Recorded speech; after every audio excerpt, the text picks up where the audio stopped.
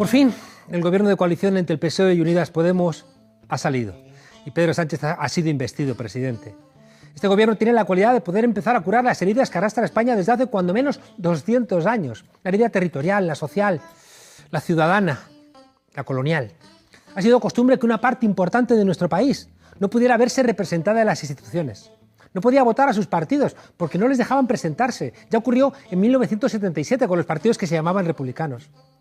También ha ocurrido cada vez que han tenido que decantarse millones de españoles por el voto útil, porque la ley electoral, si no, les castigaba y ese voto iba a la basura.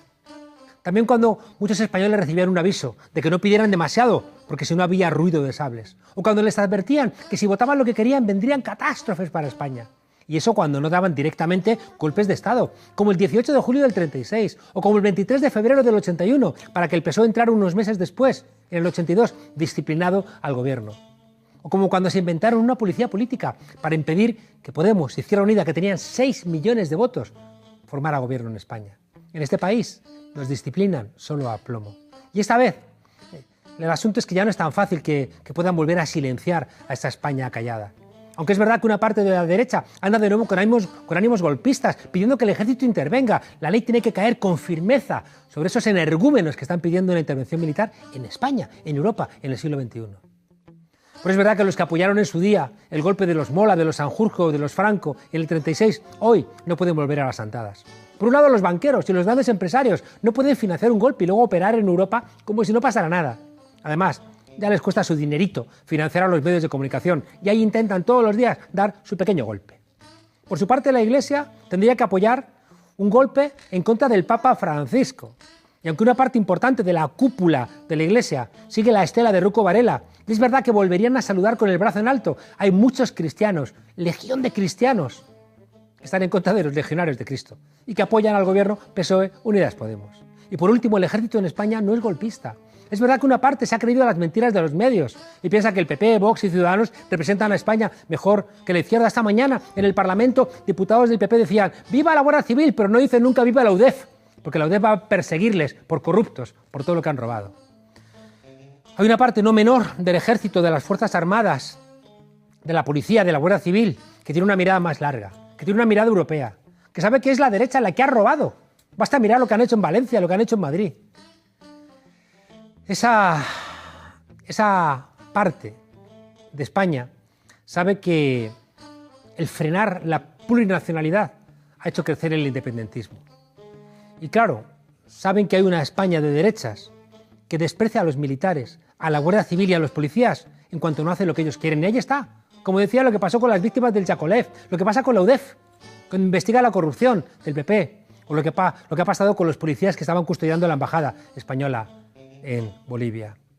Hoy hay una nueva realidad en nuestro país, que es un gobierno que puede representar a esa España silenciada, que puede acabar con la herida territorial, solventándola. Llevamos medio siglo enredados. Que puede solventar la herida social, terminando con las desigualdades. Que puede terminar con la herida ciudadana, terminando con esas diferencias entre hombres y mujeres, y terminando con esa condición de súbditos de un país donde la monarquía no ha sido casi nunca demócrata. Hoy es un día histórico y tenemos derecho a celebrarlo desobedientes. Bienvenidos a la frontera.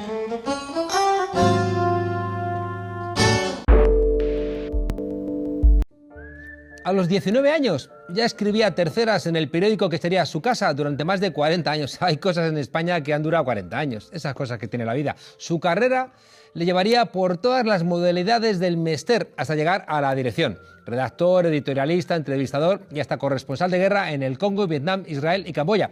Ha informado del cielo, del infierno e incluso del purgatorio antes de que lo cerrara Juan Pablo II.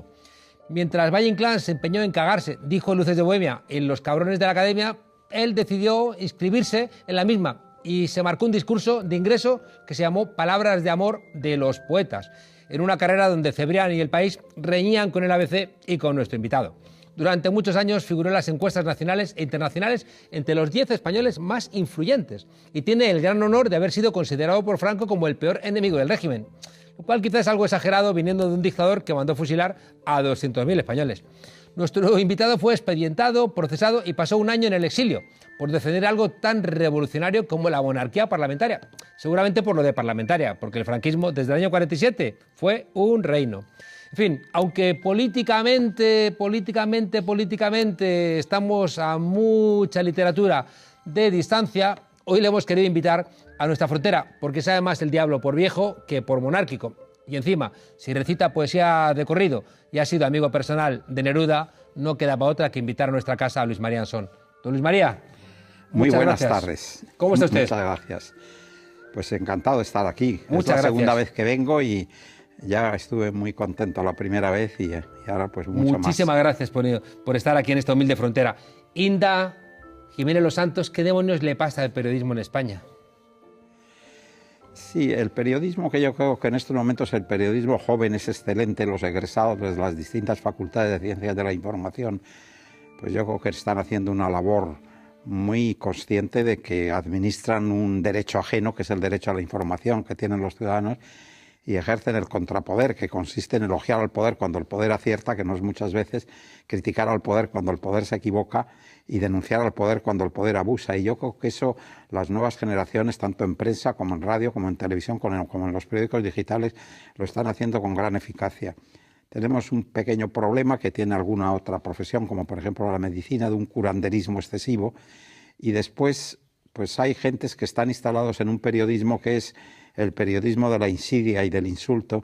Yo me acuerdo que a los 19 años, tenía yo 19 años, cuando Luis Calvo, que fue un gran periodista, uno de los grandes que ha producido España, la primera cosa que me dijo fue esa, que no era serio hacer un periodismo donde se insultara, y mucho menos por razones físicas, y donde se produjera la insidia. Y efectivamente eso hay una parte hoy del periodismo que seguramente buscando audiencia, buscando lectores o buscando oyentes, pues sí. Veo por un lado que hay un periodismo que parece que está más interesado en ver si pillan un renuncio al entrevistado o a la entrevistada, ¿no? Como muy como perro de presa, no tanto para sacar su pensamiento, sino para sacarle algo que lo abochorne. O veo cosas que a mí se me escapan.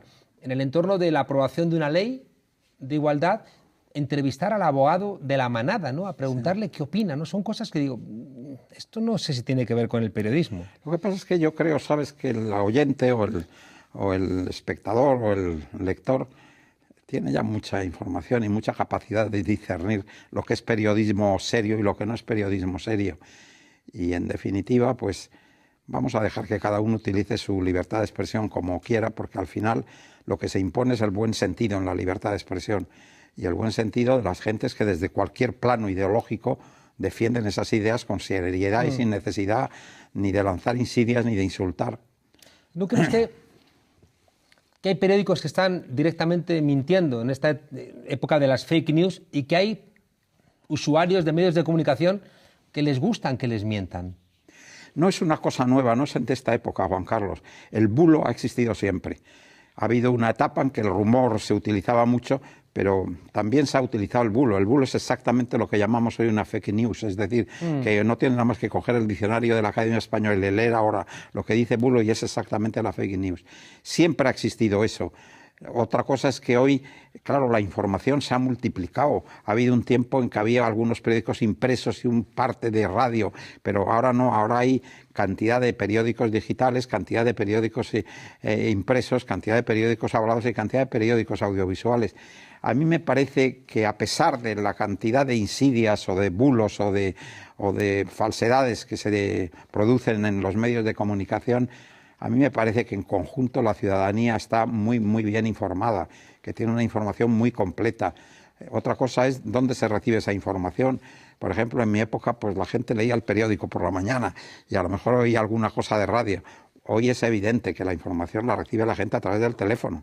No es ni siquiera la tablet o el ordenador, es el teléfono, lo que consulta de 35, de 40 años hacia abajo. Yo no conozco, no digo que no los haya, que los hay, pero no conozco a jóvenes que compren un periódico. Lo ven y ni siquiera que mis alumnos vayan al no ordenador, lo compran. Mis alumnos de ciencias políticas, comprar un periódico, sí, eso es ciencia ficción. Lo ven ficción. en el teléfono, esa es la realidad. Ahora, la información en sus líneas generales es muy abundante, generalmente es muy objetiva. Tenemos periodistas que deontológicamente son estupendos porque están egresados de unas facultades de ciencias de la información, que lo sustancial de lo que enseñan es eso, la importancia que tiene la profesión y el servicio a la verdad. Yo creo que tenemos un problema dentro del periodismo que es que hay un 80% de quienes dicen ser periodistas que no nos representan a una gran mayoría que pensamos que se puede hacer un periodismo decente, claro. O sea, 8 de cada 10. No sé si me quedo corto, hay quien piensa que me quedo corto. Acabas de publicar, Periodistas, el arte, ¿no?, de molestar al poder, y repasas a la profesión durante la transición y la actualidad. ¿Ha degenerado la profesión? Hay un problema terrible que yo creo que no se ha solucionado desde la propia, lo que tú llamas transición, o a veces régimen del 78. ¿En qué quedamos? Es que la gente cree que cuando decimos régimen del 78 estamos cometiendo el dedo en el ojo, y es una expresión politológica. Tenemos la desgracia de ser profesores de ciencia política. Sí. Un régimen es un conjunto de instituciones, actores políticos y las relaciones entre ellos. Yo creo que cuando, en aquellos años últimos 70, donde se estaba fraguando la Constitución, había una serie de coincidencias entre la gente que se dedicaba a la información y la gente que se dedicaba a la política que hacía que estuvieran muy próximos, ¿no? Se luchaba por lo mismo, se luchaba por conseguir una libertad que no existía, una libertad de expresión que no existía, unas libertades en general y unos derechos que no existían, y todo eso, que duda cabe, que se era compañero de viaje, ¿no? Había mucha amistad o mucha complicidad entre los profesionales de la información y los que se dedicaban a la política. Diputados. Claro, luego las cosas se normalizaron. Hay gente que ha planteado que eso fue un problema, ¿no? Que realmente se tomaban copas juntos, se eso es lo que te quiero decir. Es decir, el problema es... Se querían. No, pero el problema todavía viene después. Viene cuando... Y viene desde el 82, cuando ganan los socialistas. Claro, que hay mucho periodista que pensaba que estaba invirtiendo en su futuro y de pronto se queda fuera. Gente que, con lo que yo he hecho, me merezco lo mejor, ¿no? Con lo que me he sacrificado. Claro, y resulta que al final, por Roma no pagó según qué amigos o no amigos, vete tú a saber qué, ¿no? Y claro, eso cristaliza fundamentalmente, se va alargando durante las dos primeras legislaturas socialistas, y a primeros de los años 90, en el año 93, hay una serie ya, hay tal nómina de, entre comillas, periodistas antiguos, amigos de políticos que se sienten agraviados, que nace aquello que tú recordarás, ahí habían nacido seguro, el Sindicato del Crimen. Uy, ¿te acuerdas? Me acuerdo del Sindicato del Crimen. Yo creo que ese fue el momento de la Pero cuéntanos a nuestros jóvenes espectadores. Claro que sí, lo cuento en el libro y ahora lo resumo. Digamos que había una serie de periodistas, y no solo periodistas, sino escritores, que consideraban que no había manera de sacar del gobierno ya a Felipe González y al Partido Socialista, y decidieron directamente actuar de manera beligerante. Uno de sus cabecillas era Luis María Ansón, que ya tenía antecedentes golpistas y que luego, en este momento después, volvió a poder plantear sus veleidades de siempre, ¿no? Se arropó con una serie de periodistas agraviados: Martín Prieto, antiguo subdirector del País, Luis del Olmo, Pedro J. Ramírez, José Luis Gutiérrez y Camilo José Cela, Antonio Gala, una serie de notables que durante muchos años habían gozado de buen predicamento en los años de la transición y también en los primeros años socialistas, pero que cada vez que preguntaban qué hay de lo mío, no conseguían nada. Aquello yo creo que fue lo que empezó a encanallar el panorama periodístico en nuestro país, y lo que ha derivado en este guerra civilismo que los sucesores de aquellos primeros presuntos agraviados y con germen y con vocación de golpistas hicieron que ahora nos encontremos donde nos encontramos. Claro que es en una clara confrontación, y ya con el mundo digital absolutamente canalla, que hace que perdamos cada día predicamentos, si es que hemos tenido alguno en los últimos años, con el ciudadano medio al que le debemos nuestro trabajo y en el que poca gente de los que estamos en ahí mi pensamos. Insultante juventud, que diría Escudier, yo recuerdo dos hechos que para mí fueron la constatación evidente de que el periodismo trabajaba al servicio del poder. Uno fue la lucha sucia contra ETA, donde había toda una articulación, ¿no?, para ocultar lo que después supimos que eran torturas, ejecuciones extrajudiciales y actividades, ¿no?, contrarias a la ley y a la Constitución por parte de algunos cuerpos y fuerzas de la seguridad del Estado. Y luego el referéndum de la OTAN, donde también hubo una manipulación brutal. En aquel momento solamente había una televisión y el Partido Socialista de Felipe González... Te lo cuento ahí, sí, te lo resumo si quieres. Por eso, la televisión... Visto, ¿no? Bueno, yo estaba entonces trabajando en Informe Semanal, ¿eh? Había habido una época en Informe Semanal... He de decir que, de todas maneras, la manipulación tan gravísima que hemos sufrido en los últimos 6 años no se percibía en aquel entonces. Digamos que era una cosa más sutil, pero había, qué duda cabe, los mismos objetivos. Yo trabajaba con bastante libertad, lo reconozco, pero claro, amigo, llegó el momento del referéndum de la OTAN.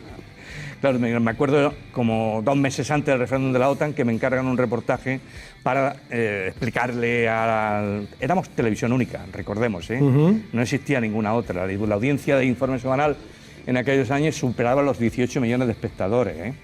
Bueno, pues para esos 18 millones de espectadores había que contarle que hacer un referéndum pues era algo normal en una sociedad democrática, en una sociedad avanzada. En Suiza se hacían muchos, en Italia se hacían muchos, y ese era el espíritu del reportaje. Pero yo, insensato de mí, recordé que estábamos en el 3er año de la primera legislatura del Partido Socialista. Recordé que en los archivos, que había habido una entrevista con Alfonso Guerra que le había hecho Victoria Prego, una Victoria Prego muy diferente a la que conocemos ahora como presidente de la Asociación de la Prensa, que me parece que no representa a nadie. Pero en aquel entonces Victoria Prego tenía cierto predicamento y le hizo una entrevista a Alfonso Guerra donde textualmente dijo: haremos el referéndum, claro que sí, año 83, pero para salirnos de la OTAN, no para quedarnos. Claro, yo cuando en el año 86, 2 meses antes del referéndum, tengo que hacer el reportaje que me habían encargado, recuerdo que el total, me voy a documentación, lo encuentro, lo incluyo. Nadie nunca me dijo nada, pero nunca más hice un reportaje sobre la OTAN, ¿eh? Se acabó. Un ejemplo que suelo poner cuando doy alguna charla en la universidad es: veamos a un ciudadano que sale de su casa para ir a trabajar. Ese ciudadano es periodista.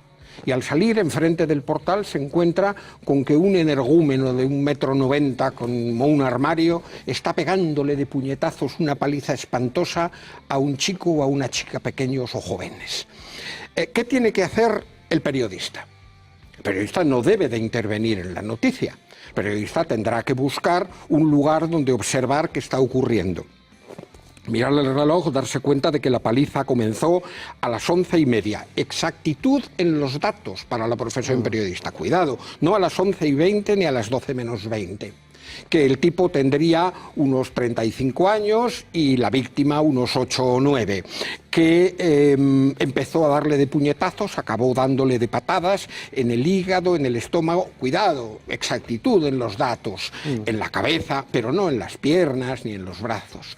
Una vez que ha tomado nota de todo eso, observa cómo el chaval ha muerto, llega una ambulancia, llega la policía, ya es tarde y se lo llevan. Entonces se va al periódico y escribe una exclusiva sobre cómo fue toda esa paliza. Pero, ¿qué ocurre si el ciudadano, en lugar de ser periodista, es fontanero, oficinista, taxista o cualquier otro oficio? Pues el tío interviene, va, trata de impedir que la paliza esa se produzca, a lo mejor se lleva un buen bofetón, trata, si no, de pedir ayuda a los que están alrededor, y eso. Si eso lo hace el periodista, ha intervenido, ha perdido la objetividad, se ha cargado la noticia.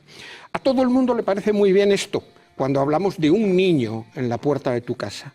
Pero ¿qué ocurre cuando son millones de niños los que están condenados a la miseria? Millones de niños condenados al hambre, a la enfermedad, porque estas empresas farmacéuticas criminales internacionales se niegan a facilitar el que se hagan fármacos contra el SIDA, contra muchas cosas. Entonces, ¿qué tiene que hacer el periodista? El periodista tiene que mancharse, si hace falta, y tomar partido y denunciar quién es el responsable de esas muertes, de esos genocidios silenciosos que ocurren cada día. Entonces eres una persona incómoda, un periodista incómodo. Yo le cuento a mis alumnos que tenemos la obligación de ser objetivos, pero que no somos neutrales. Entonces yo creo que tenemos que mantener esa idea de la objetividad, no puedes decir cosas que no son, pero no somos neutrales. Y en nombre de esa no neutralidad, claro que te implicas en los procesos. Pero es que hablamos de temas fundamentales e importantes. Aquí se habla de la objetividad cuando se dan noticias que si favorecen al PP, o si favorecen a Ciudadanos, o si favorecen al PSOE. ¿Qué más da? En definitiva, caras diferentes en la misma moneda. Esa objetividad carece de importancia. Hay que tomar partido por los débiles, por los desheredados, por los condenados del mundo. Y esa objetividad en el trato obliga a la condena de los culpables de las injusticias y de las muertes. Se ha demostrado por una comisión del Parlamento español que el Partido Popular, el ministro Fernández, organizó una policía política para inventarse pruebas falsas contra líderes de Podemos. Yo estaba en ABC en ese momento. Tú ya no estabas en ABC. Estaba en ABC. Bueno. Entonces, sabemos que Villarejo y otros comisarios daban a los medios de comunicación noticias falsas que tenían que ser publicadas solamente para, en contextos electorales, desprestigiar a Podemos. ¿Tú te crees lo que te voy a decir? ¿Crees en mi palabra? Yo creo en tu palabra. Pues te voy a decir una cosa, palabra de honor. A nosotros ese documento no nos vino de aquí, nos vino del otro lado del Atlántico. ¿Me crees? Pero te puedo creer perfectamente porque la policía política fue al otro lado del Atlántico sé a dónde fue la policía política, reunirse con esta pero gente. Si lo que tú estás intentando decir es que en el momento el Partido Popular, el gobierno del PP, el Ministerio del Interior instrumentalizó al PP y nos puso delante una prueba, digamos, falsa, para que al final nosotros saliéramos a bombo y platillo de esta manera. Te digo que a nosotros nos vino del otro lado del Atlántico. Sí, pues. Y además nos vino con una serie de referencias. Dice, es que fue la policía española. La policía española. Claro. Coño, a mí me dicen, es la policía española, y yo no me creo que detrás de la policía española, al frente de la policía española, esté un señor que hoy está en prisión, justamente en prisión. Que quiero decir que es que nosotros teníamos todos los ingredientes para darle a esa información el grado de veracidad suficiente para ser portada. En cambio, hubo algunos medios de comunicación que no quisieron publicar esas noticias porque les hacía ruido. Esa, en concreto, no. Sí. Ya te garantizo que esa no. Los digitales, por ejemplo. Otras anteriormente podrían haber sido, pero esa no, porque esa la dimos en exclusiva y, de hecho, y tú te acordarás, porque en el fondo se hacía daño, fue replicada por todos los medios de comunicación. Por todos. El responsable de esa noticia, Rafael Isea, el ministro, acaba de hacer unas declaraciones diciendo que todo fue un montaje de esa policía política, que le ofrecieron favores, le ofrecieron recompensas, que no le cubrieron y que por eso el tipo dijo lo que dijo en su momento. Pero lo he leído. Pero la pregunta es, ¿el ABC debiera disculparse por dar una noticia Es que falsa? nosotros no dimos ninguna película falsa. Y ahora vas a ver cómo te voy a convencer. Si nos dicen, la reunión se ha producido en la sede diplomática española. Ojo, sede diplomática española. Ministerio de Exteriores. Sí. Ministerio de Exteriores. El Partido Popular poniendo el Ministerio de Asuntos Exteriores contra partidos políticos. No, Juan Carlos. Fiscalía. Fiscal. Se desplazó una fiscal hasta allí. Pero si la Fiscalía, Bueno, si no se bien. hubiera muerto el pobre fiscal anticorrupción, estaría seguramente implicado en más de una cuestión. Si se ha demostrado, Jaime, que la Fiscalía Anticorrupción trabajaba para el Juan PP Carlos. también. Si le han pillado diciendo el fiscal, Bueno, te lo afino. Es pero que es un jodido pero vamos escándalo. a ver. La policía corrupta por culpa del PP, la Fiscalía corrupta por culpa del PP. Y los periódicos más allá de las culpabilidades, es que aquello que pudo ser una encerrona, el señor acaba de declarar que efectivamente él sintió como que le estaban haciendo una especie de extorsión, una suerte de chantaje. Pero en su momento, cuando nosotros publicamos la información, tiene todos los ingredientes para ser absolutamente veraz. O por decirlo de una manera más clara, yo que soy católico, para ir a misa. ¿Y por qué, Juan Carlos? Porque cuando nosotros nos dicen, ojo, que la policía le está tomando declaración en una sede consular española, con la asistencia, como demanda el procedimiento de la Fiscalía. Entonces tú dices, Jaime, coño, verdad y con asas. Ahora que sabemos que todo era un fraude, que... Lo hemos sabido con posterioridad, pero que eso no puede reprochar a la ABC. No, pero ahora que sabemos que todo ha sido un fraude, que el PP organizó una policía política, que la Fiscalía fue utilizada para ir contra adversarios políticos, que se han robado teléfonos móviles para sacar información que después era publicada, ¿tú no crees que esto que ha ocurrido es peor que el Watergate? Hombre, el Watergate tuvo Watergate eran micrófonos para investigar a un partido opositor. Esto ha sido policía inventando pruebas falsas. Mira, en el fondo, contra... todo ¿No crees que es peor que el Watergate? En el fondo todo obedece a lo mismo, cada uno en sus distintas escalas. Abril, ¿quién me ha robado el mes de abril? Abril de 2016, en un coto privado llamado España, se organiza una montería de caza mayor. El objetivo es abatir a un partido de reciente creación llamado ¡ay! Podemos. En aquella versión de la escopeta nacional participaron todo tipo de siniestros personajes, desde policías corruptos como José Manuel Villarejo hasta periodistas sinvergüenzas como Eduardo Inda. Al final el tiro les ha salido por la culata y los cazadores terminaron cazados. Villarejo en la cárcel y los ojeadores venezolanos denunciados ante la Fiscalía General del Estado. Buenas noches, Patricia. Buenas noches. Oye, cuéntanos quiénes son estos venezolanos, ¿no? Y por qué estos ojeadores, ¿no?, de repente cambian de alguna manera de bando. Bueno, ellos digamos que pertenecen a una comisión de investigación que se hace en la Asamblea Nacional de Venezuela. Se supone que no son, vamos, de Maduro no son, vaya, de la Asamblea Nacional de Venezuela, representan lo que sería el Tribunal de Cuentas y han ido por diferentes países de Europa, primero han estado en Italia, ahora han hecho escala en España, denunciando, que es el objetivo que sacaron de esa comisión de investigación, denunciando a hasta 91 personas que según ellos han contribuido al desfalco del país, y dentro de estas 91 personas nos encontramos a 3 que están en los puestos superiores de mayor importancia, digamos, dentro de esta estructura que ellos mismos atribuyen como organización criminal, y que han participado, está acreditado que han participado en la elaboración de informes falsos contra Podemos, al menos 2 de ellos, y que uno se nos presenta en estos momentos como un testigo estrella, según uno de los últimos escritos enviado por Villarejo a la Audiencia Nacional contra Podemos. O sea, vamos a ver, hay unos diputados que además no son de Maduro, vamos, chavistas. sospechosos no son. Esos diputados hacen un escrito de acusación respecto de los venezolanos que han robado hasta las cucharillas, y resulta que entre esos venezolanos políticos que han robado, denunciados por diputados que no son chavistas, aparecen, qué curioso, los venezolanos que habían denunciado a Podemos de todo tipo de barbaridades. Sí, es una paradoja, ¿no? Porque se supone que a Podemos se le acusa de ser chavista, de que Maduro les ha financiado y tal, pues resulta que es que los de Maduro que han robado, supuestamente que se lo han llevado, a quienes están ayudando a las cloacas del Estado, no están ayudando a Podemos, están yendo contra Podemos. O sea, que esos venezolanos, en el fondo, estaban trabajando para el PP, después de 5 años del PP acusando a Podemos de haber obtenido financiación de Venezuela, resulta que el PP estaba colaborando con venezolanos corruptos para sacarles acusaciones falsas contra Podemos. Bueno, no es que estuviera colaborando, es que les estaban ofertando. O sea, como están perseguidos por la justicia internacional, ellos les decían, vosotros si nos dais cualquier cosa contra Podemos, incluso construir documentación falsa, aquí podréis beneficiaros de beneficios penitenciarios, bueno, penitenciarios ni siquiera, de beneficios procesales, viviréis genial, no se os abrirán procedimientos. Eso es lo que se grabó en Nueva York, ¿no? A Rafael Isea. Bueno, Rafael Isea, que finalmente este señor se echó para atrás, pero en el caso de Claudia Patricia Díaz, que es el caso que fue conocida como la enfermera de Chávez y que llegó a presidir el Tesoro Nacional, y este dato es muy relevante porque el documento del Euro-Pacific Bank viene, digamos, sustentado por una serie de órdenes de pago y de documentación que luego se ha visto que eran falsas porque ya no estaban a día de hoy en vigencia esos papeles, pero sí cuando Ana Patricia manejaba el Tesoro y las órdenes de... Claudia Patricia, perdona, no Ana Patricia, y las órdenes de pago, se me ha ido aquí la señora. ¿En qué estarías tú pensando? Los dineros se me van, ¿sabes?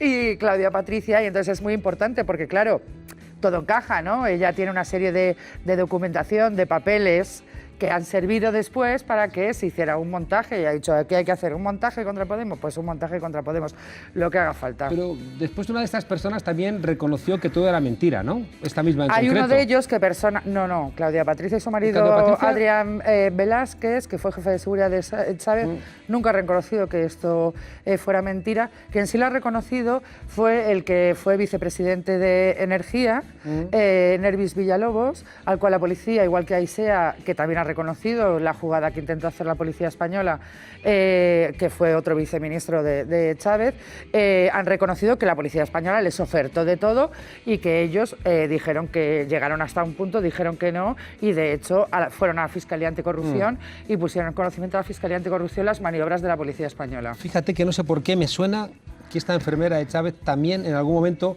reconoció que le habían venido a ofrecer algún tipo de prebenda si hacía acusaciones aunque fueran falsas. Lo voy a buscar.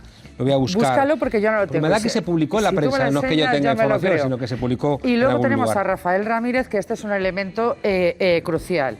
Porque si Nervis Villalobos era el presidente, el ministro de Energía, por decirlo en algún momento, Rafael Ramírez era el presidente de PDVSA, ¿no? Que es la petrolera nacional y que digamos que era el gran negocio en determinados años, ¿no?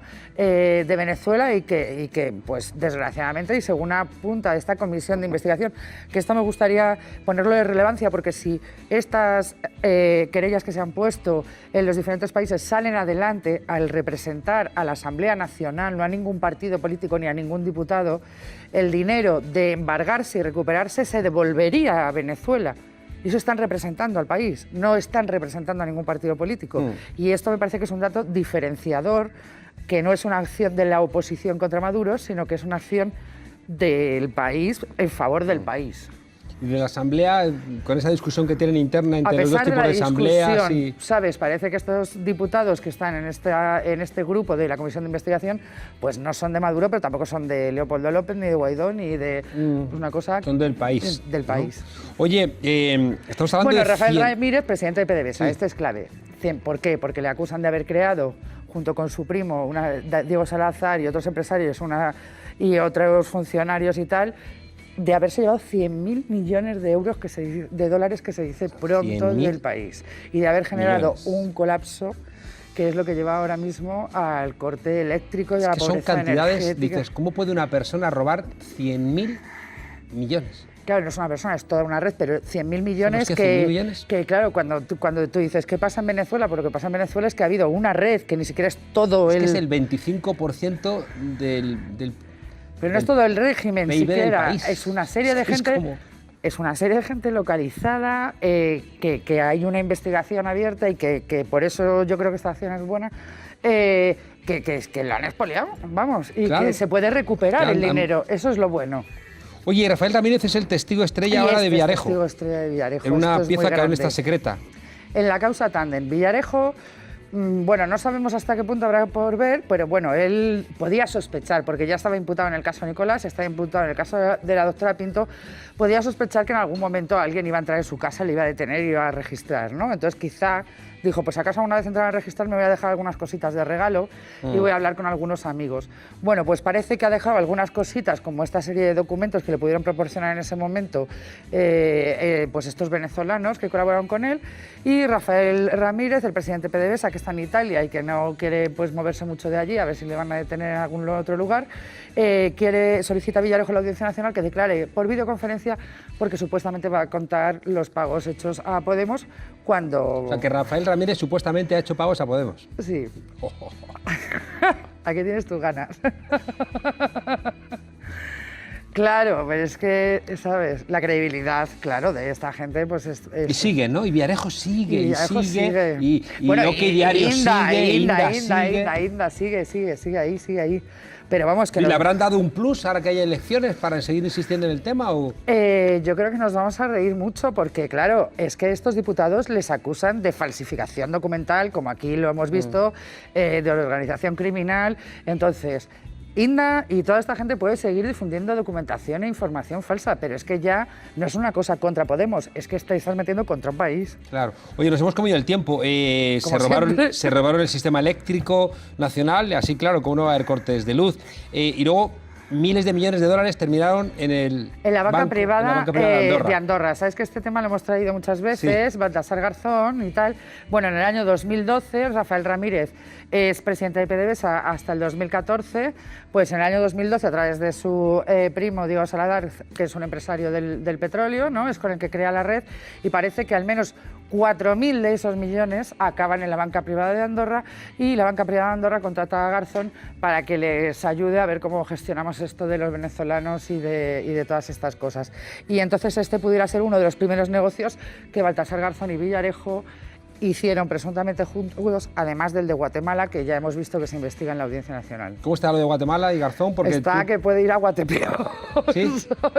Pero bueno, ahí están, comisiones rogatorios. Comisiones rogatorias. No ha habido novedades. Hay que averiguar si se ha hecho el pago. Por ahora parece que sea 1.000.000 de euros, 1.200.000 euros está destinado a Garzón. Hay que ver si lo ha cobrado el despacho de Garzón, si se ha cobrado en España, si se ha cobrado en otro sitio. Pero vamos, que 1.200.000 euros estaba destinado a Garzón.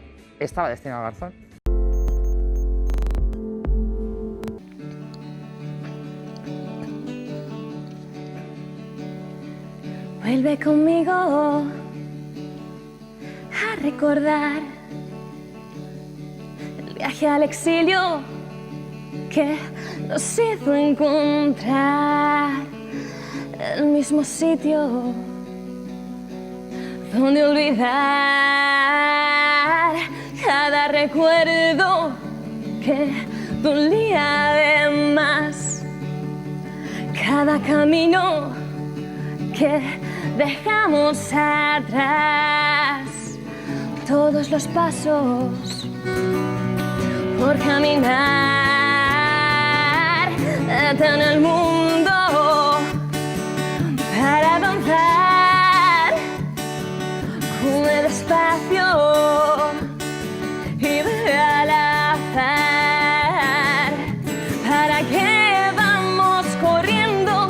Todavía queda tiempo para mí.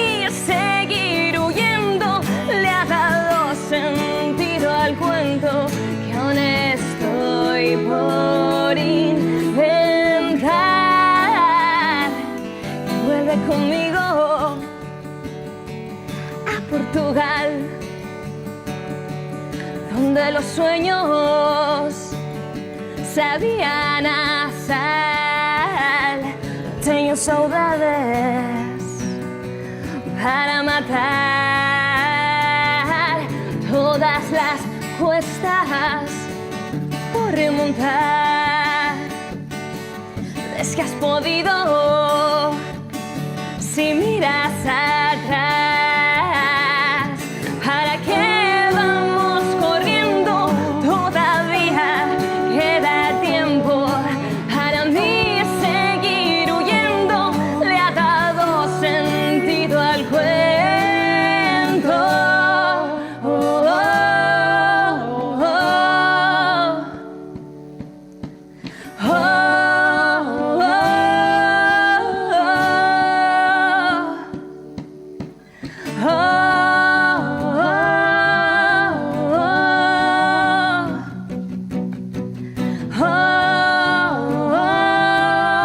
oh. Vuelve conmigo a Portugal, donde los miedos se iban al mar. Dame una hora y quítamela. No importa el tiempo que vaya a pasar. Huye conmigo, café a bailar. ¿Para qué vamos corriendo? Todavía queda tiempo. ¿Para qué vamos corriendo? Todavía queda tiempo. ¿Para qué vamos corriendo? Todavía queda tiempo. Y aún estoy por inventar. Y aún estoy por inventar. Y vuelve conmigo a Portugal, donde los sueños olían a sal. Qué bueno. Muchas gracias. Gracias. A vosotros. Gracias. Ya sabéis, Celia Esteliaca, Despechos ¿Despechos de autor? de autor. Y hacerle caso, que sabéis que es muy ¿Inteligente? Muy inteligente, muy inteligente. Les manda aquí lo que tienen que hacer ambos. Desobedientes. Hasta mañana y seguimos rumbo al 8M. Gracias.